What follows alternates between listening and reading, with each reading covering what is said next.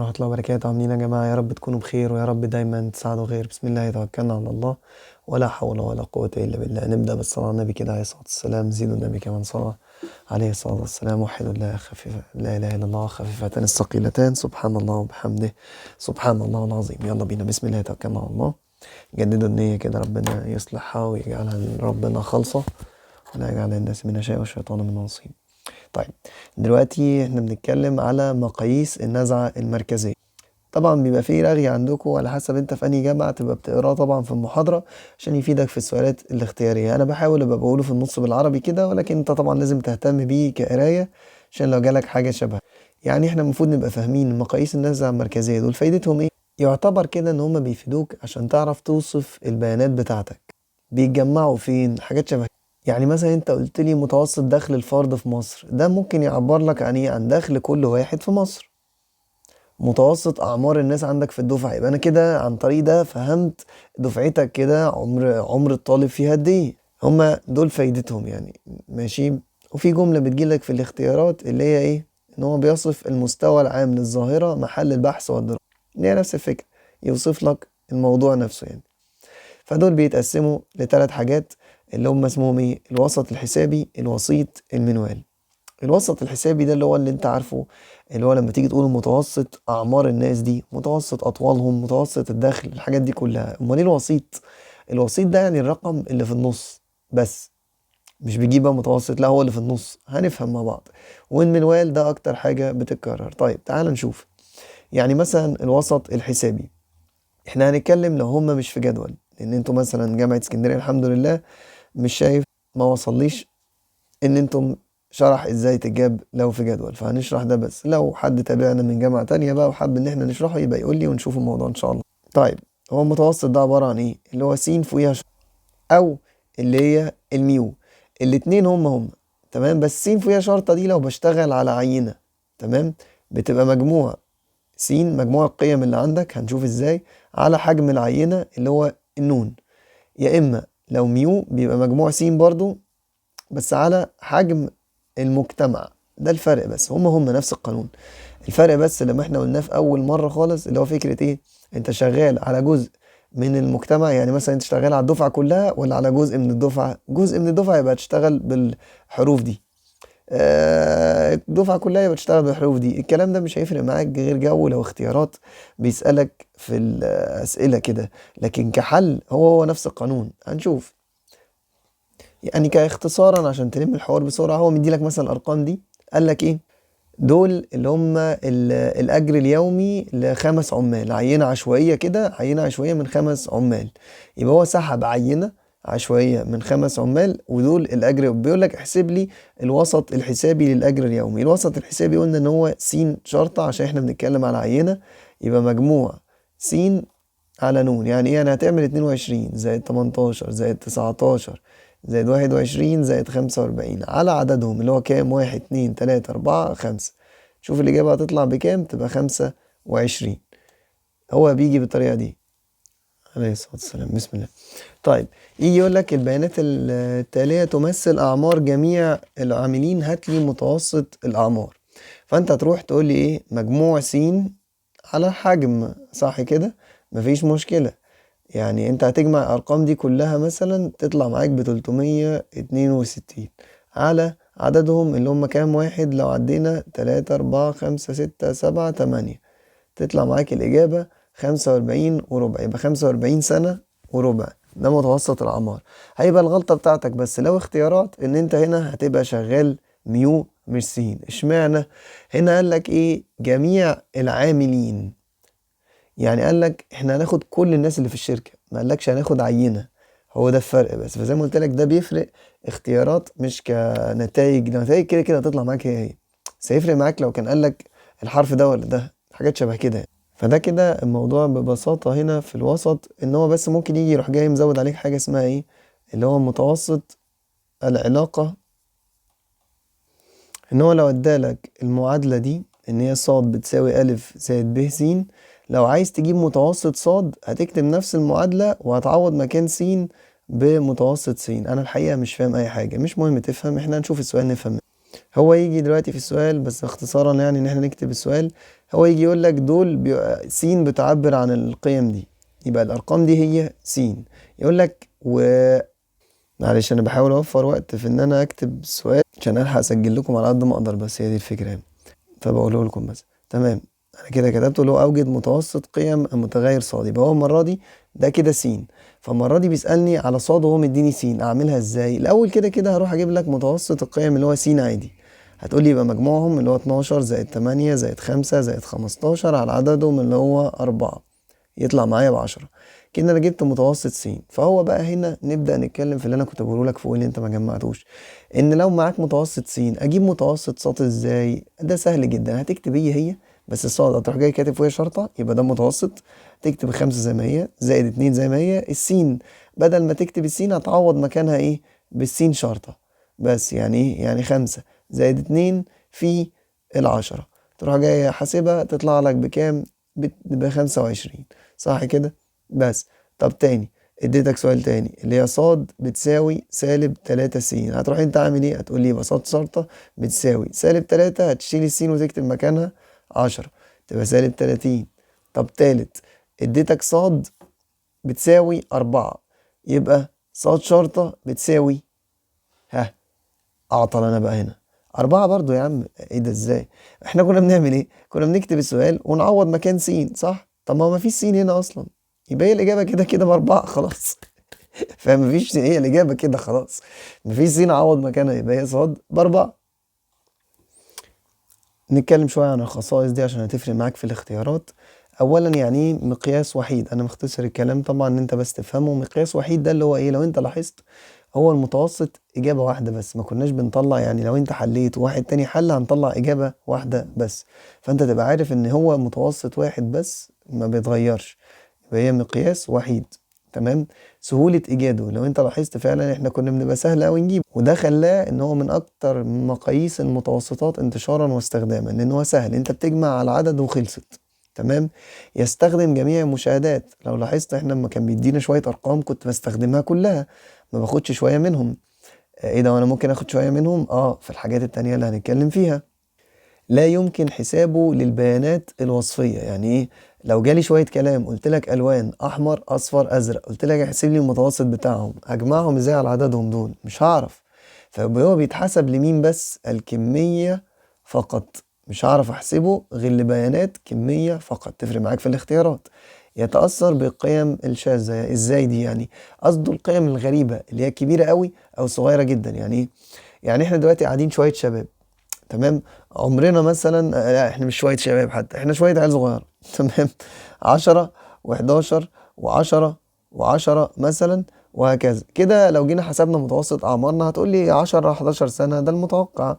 قلت لك طب واحد عجوز جه قعد معانا عمره 100 سنة، تيجي تحسبها هتلاقي ان الاجابة هتطلع معاك برقم اكبر من الحقيقي. يعني احنا 4 مننا او كلنا صغيرين، وواحد بس عجوز قاعد. لما جينا نحسب متوسط اعمارنا لقينا مثلا 40 30 50 ايا كان. ازاي متوسط اعمارنا 30 واحد اذا كان احنا اكبر واحد فينا عنده 11 سنة؟ فالاجابة دي بقت كذابة، فاهم؟ فعشان كده هو بيتأثر بالقيم الشاذة اللي هي ايه؟ ان هو لو رقم كبير جدا، لو رقم صغير قوي عن اللي انت بتتكلم عليه. يعني انت لو شغال 100 و200 و300 وتلاقي معاك رقم واحد، يبقى نفس الفكرة، حد كبير قوي يا صغير قوي، بيتأثر. فعشان كده لما بيبقى فيه قيم شاذة بيستخدموا حاجة غير المتوسط او اللي هو الوسط الحسابي. تمام كده؟ طيب، مجموع انحرافات القيم عن الوسط الحسابي دايما بصفر. الجملة دي مهمة زي ما هي كده، لان هي بتيجي في الاختيارات زي ما هي مكتوبة كده، او بتجيلك بالشكل ده: مجموع س ناقص، او اللي هي العلامة دي س ناقص المتوسط بتساوي صفر. دي لازم تبقى انت حافظها. تمام. كفهم لو عايزها اقولها لك بس سريعا. انت دلوقتي لو عندك شوية ارقام 1 2 3، رحت تجيب المتوسط اللي هو مجموعهم على عددهم، هتحسبها تطلع ب2. جرب بقى اعمل س وس ناقص الشرطة دي. يعني ايه؟ انت عندك السينات اهي، حتى مش عشان ننجز، يعني هنعمل كل واحدة ناقص المتوسط، يبقى 3 ناقص 2 تطلع ب1. بعد كده 2 ناقص 2 بصفر. بعد كده 1 ناقص 2 بسالب 1. تعالى نجمع الكلام ده: 1 زائد صفر زائد سالب 1 تطلع الإجابة بكام؟ بصفر. اللي هو مين؟ مجموع س ناقص المتوسط، هو ده اللي احنا بنعمله، مجموع انحرافات حوالين الوسط دايما بصفر. طيب احنا كده اتكلمنا عن الوسط الحسابي، نيجي بقى على الوسيط والرباعي الاول والثالث وهكذا. ايه الحوارات دي؟ يبقى احنا زي ما قلنا انت معاك شويه بيانات وبتحاول تقعد ترتبها. فمثلا قلت لي جبت المتوسط عشان اعبر، لا طب انا عايز اقسم البيانات بتاعتي دي، اقسمها ارباع مثلا، يعني مثلا اقسمها نصين. لو قسمتها نصين اللي في النص ده يبقى اسمه ايه؟ الوسيط. حلو كده. او الربيع التاني، يبقى ده اللي هو انت قسمتها لي ايه؟ 50% و50%. تمام كده؟ حلو. تمام. ده لو انا ايه؟ هقسمها نصين. لا قلت لك قسمها لي ارباع مثلا، يعني تقسمها لي هنا 25%، 25%، 25%، 25%. يبقى انا كده قسمتها ارباع، فهيبقى هنا اول ربع ده هنسميه الرباع الاول، وبعد كده هنا الرباع التالت. يبقى عشان تبقى فاهم، الرباع الاول بيعمل ايه؟ بيقسم قبله 25%، يبقى ده قبله، وبعدها بعديه كام؟ 75%. فاهم الفكرة؟ تلاقي ان انت ايه يعني، هو اهو الرباع الاول قبليه 25% وبعديه 75%. طب الرباع التالت العكس بقى، بعديه 25% وقبليه 75%. وقلنا الوسيط اللي هو بيقسمها لي 50% و50%. ده كده من بره عشان نبقى فاهمين ايه هما. لكن من جوه ده بنجيبهم ازاي بقى؟ بحسابيات. ايه الحسابيات؟ ان هو يديلك مثلا او الارقام دي. مبدئيا اول حاجه عشان تحسبها، يعني عشان تعمل كده لازم ترتبهم من الصغير للكبير. يعني مثلا 15، بعد كده 25، 40، 50، 95.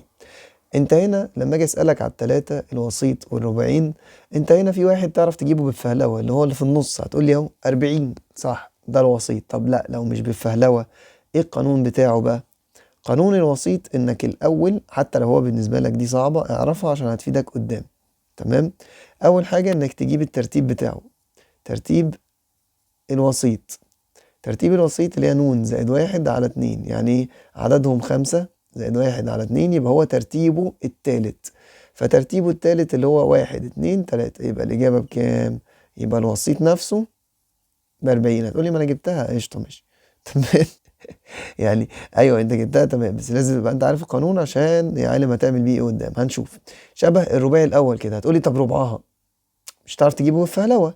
تمام كده. هتعمل إيه؟ نفس القانون، إنك هتعمل الأول تجيب ترتيب الرباعي الأول. طب ازاي بقى؟ نفس القانون، ن زائد 1 صح، بس على ايه بقى؟ انت هنا كانت على 2 وكأننا بنجيب نص. احنا قلنا ان الرباعي الاول ده هو الربع، يبقى انا على ايه؟ على 4. يبقى اروح 5 زائد 1/4، طلع معايا ترتيبه 1.5. ده الاول وده التاني. ايه ترتيبه 1.5 دي؟ يعني بكام برضو؟ ما يعني ايه بقى؟ اعملها ازاي؟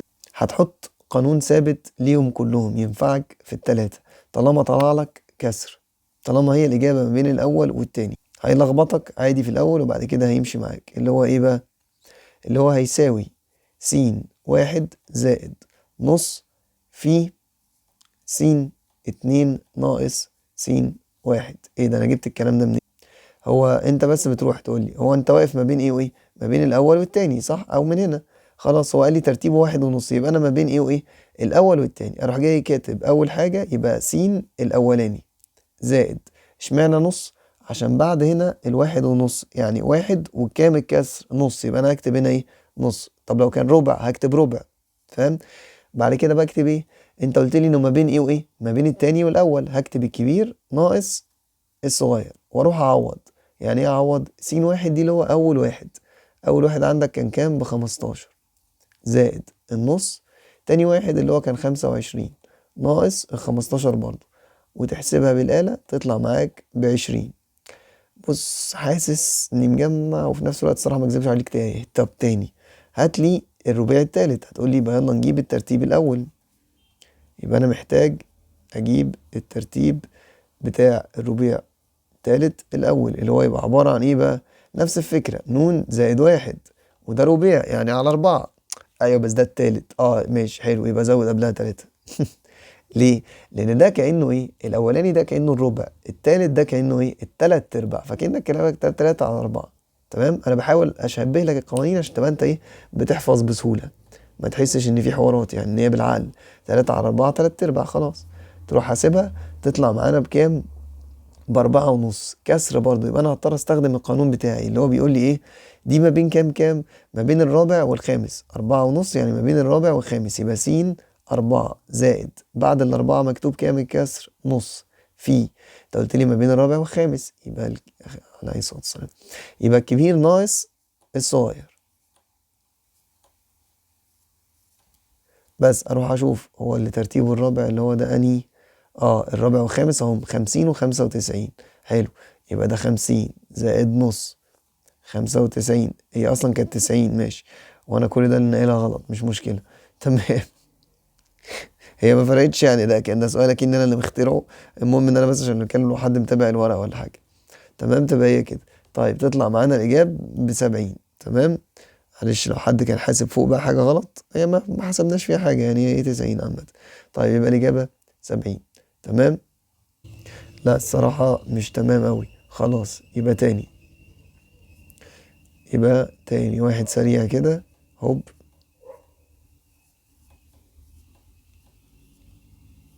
بيقول لك برضه هات لي التلاتة. أول حاجة لازم تعملها إيه؟ ترتبهم.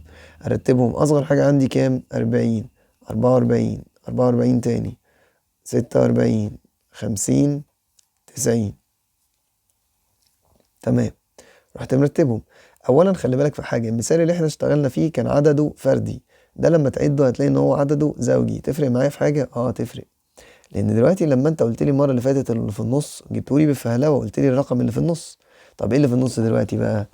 هتقول لي لا ده كده اللي في النص عندي الاتنين دول، اجمعهم على عددهم، يلا بينا.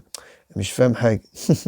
فاهم؟ في واحد هيقول لك كده، هيقول لك خلاص طالما زوجي هاخد الاتنين اللي في النص اجمعهم على اتنين يطلع لي الاجابه اللي انت بتقوله ده صح.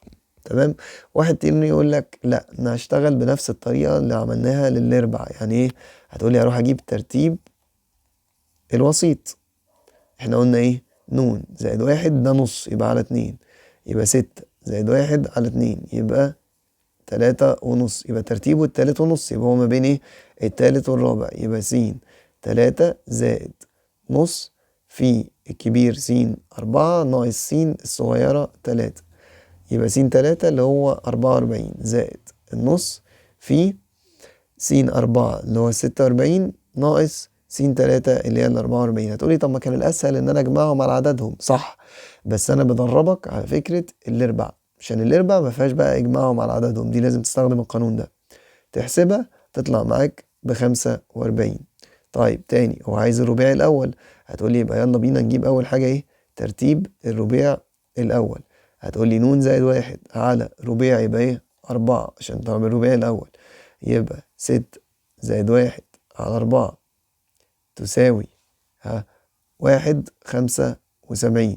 حلو كده. يبقى ما بين الأول والتاني يبقى س ايه؟ 1 زائد ايه اللي بعد الواحد؟ فاصلة 75.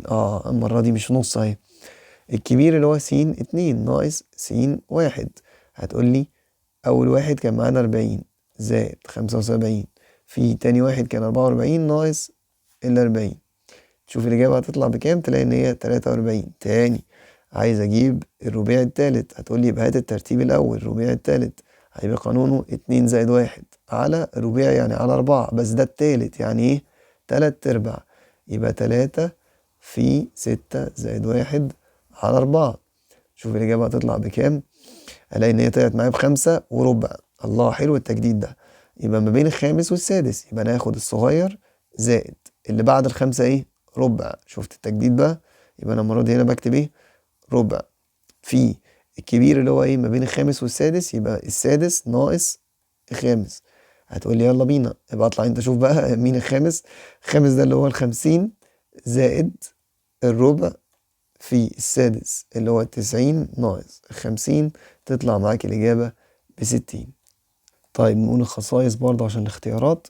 كده بقى البيانات لو لاحظت المتوسط الحسابي كان بيتحسب لكميات كمية بس عشان مش هينفع في أسامي. طب ما الوسيط ده هينفع لأسامي كمية اهي. هينفع للاسامي. انهي اسامي اللي ينفع تترتب؟ يعني ايه؟ يعني قلت لك جيد، جيد جدا، مش عارف ايه، هتعرف ترتبهم لي من الصغير للكبير وتقول لي الوسيط اللي في النص، ماشي. لكن لو قلت لك الوان احمر اصفر هتعرف ترتبهم لي؟ لا، يبقى مش هتعرف تجيب لي الوسيط، لان الوسيط ده قلنا ايه؟ اللي في النص. يبقى هنا ينفع كميه ونوعيه، بس النوعيه ايه؟ ترتيبيه فقط، ماشي. طيب الاكثر تفضيلا ده امتى بقى؟ الاكثر تفضيلا مش في اي وقت. احنا قلنا فوق المتوسط هو الاحسن الناس بتستخدمه. اما الاكثر تفضيلا امتى؟ في حاله الالتواء، اللي هو بيبقى عامل كده او عامل كده، او بمعنى صح اللي هي ايه؟ لا يتاثر بالقيم الشاذه. ازاي بقى؟ لان انا دلوقتي زي ما قلت لك احنا قاعدين بقى، ماشي، احنا قاعدين 1 2 3 4 5، ايه الرقم اللي في النص؟ 3. طب جيت قلت لك لا احنا 50، ايه الرقم اللي في النص؟ 3. طب 500؟ 3. طب 5000؟ 3. يبقى الوسيط ما بيفرقش معاه الارقام بقى الكبيره الصغيره، كده كده اللي في النص في النص. زي ما احنا قلنا نفس قعده الشباب، في واحد عجوز جه قعد، كده كده اللي سنه في النص هيفضل هو اللي سنه في النص، مش هيتغير، شبه من متوسط بيتغير. فده ميزته ان هو ايه؟ لا يتأثر بالقيم الشاذة. يبقى انت لو لقيت في البيانات بتاعتك قيم شاذة يبقى انت هتستخدم مين؟ الوسيط. طب ما لقيتش يبقى استخدم المتوسط، فاهم؟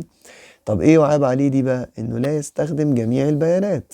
انت في المتوسط كنت بتستخدم كل حاجة، في الوسيط انا بستخدمش حاجة، انا عايز اعرف الرقم اللي في النص، انجزني. اخري كنت بستخدم رقمين عشان اطلع اللي في النص، فاهم؟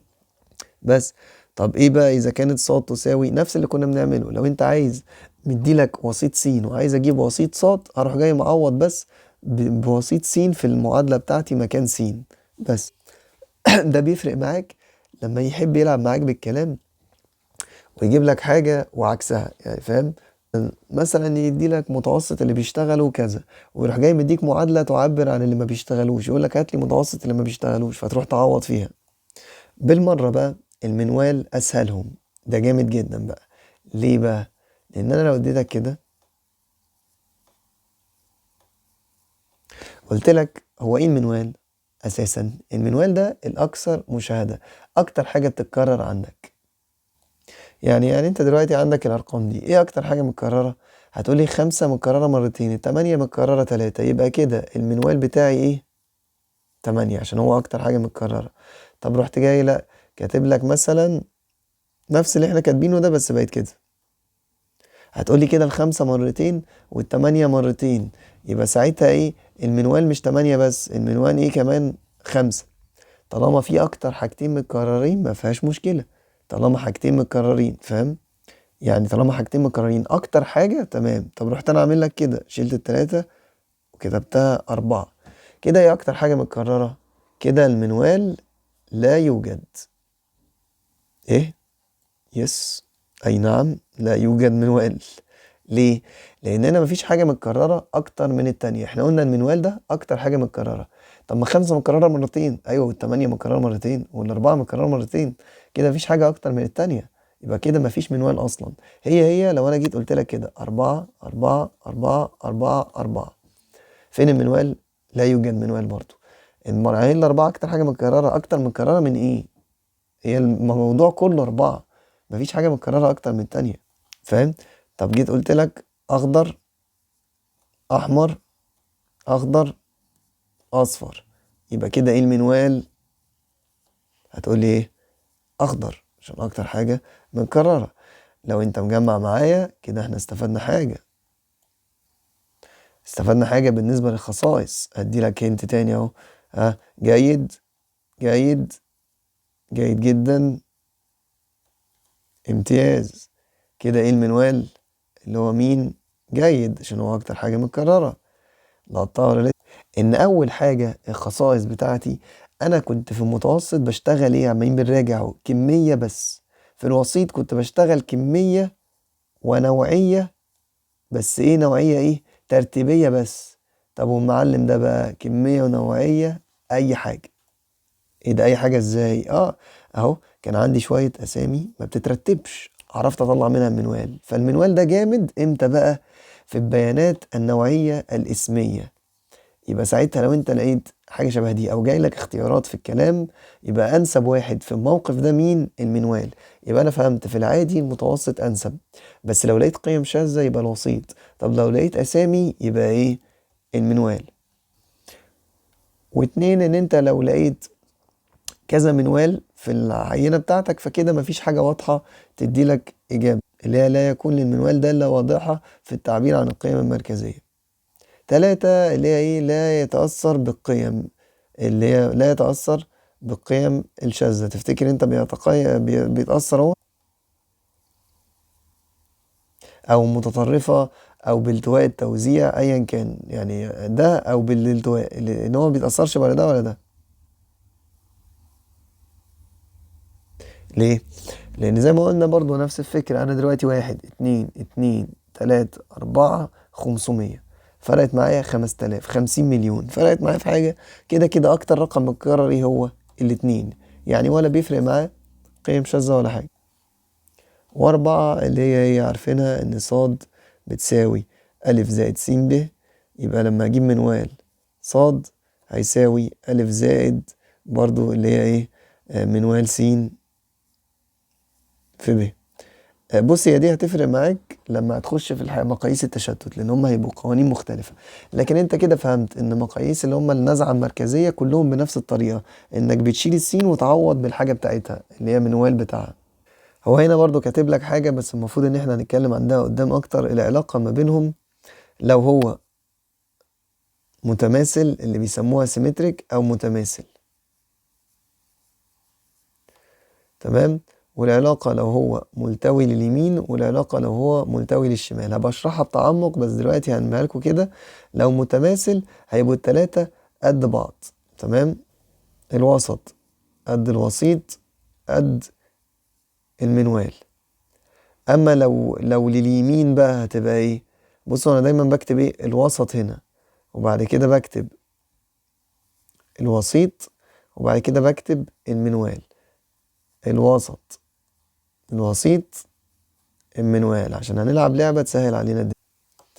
هنا الالتواء اللي هي زحلية يمين ده، اليمين هتلاقي ايه، ان الوسط اكبر من الوسيط اكبر من المنوال. طب هنا الزحلية الشمال هتلاقي الوسط اصغر واصغر. ايه اللعبة اللي انت قلتها بقى؟ ان قصدي بص انت عملت اكبر هنا، تخيل انه سهم، يبقى السهم بيقول لك ايه، يمين. هنا السهم بيقول لك شمال. هي دي بتفرق معاك في ايه؟ طبعا زي ما قلت لكم هنشرحها قدام اكتر جم منين اساسا وكده. بس هي بتفرق معاك ان هو لو ادالك حاجات، يعني مثلا قال لك الوسط ب20، الوسيط ب30، المنوال 40، ويروح قايل لك هي كده ملتويه ايه؟ هتقول لي كده ال20 اصغر وال30 اصغر، يبقى هي ملتويه الى ايه؟ الشمال. بس طبعا لازم تكون كاتبها بنفس الترتيب اللي انا كاتبه، الوسط، الوسيط، المنوال. تمام. وبالمره يعني عشان لو محتاجناش قدام، هي اعلى حته دايما دي اسمها ايه؟ الوسيط. سوري المنوال. اعلى حته المنوال اللي هي اكتر تكرار يعني، ده المنوال. تمام، ده دايما. وكده كده الوسيط في النص، الوسيط احنا قلنا ان هو اللي في النص، فهو كده كده في النص. وبعد كده بتكتب هنا ايه، المتوسط، المتوسط. هنا التلاتة على نفس النقطة اساسا. تمام.